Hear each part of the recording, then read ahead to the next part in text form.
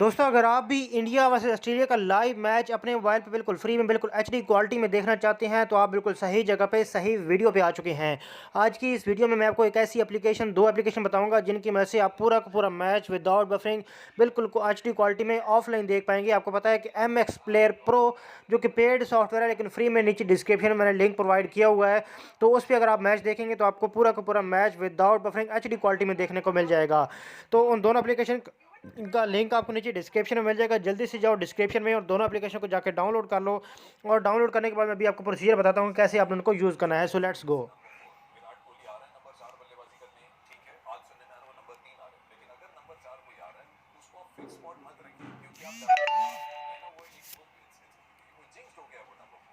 तो क्या है ना, एक मूवी आई थी सत्तर पे सत्तर, उसमें अमजद खान अमिताभ बच्चन से कहते हैं आप लेफ्टी हैं। So as you can see guys, मैंने यहाँ पे एप्लीकेशन को ओपन कर लिया है एंड यहाँ पे हम लेफ्ट की तरफ स्वाइप कर जाना है एंड यहाँ पे आप देख सकते हैं स्पोर्ट्स का ऑप्शन आपको देखने को मिल जाता है।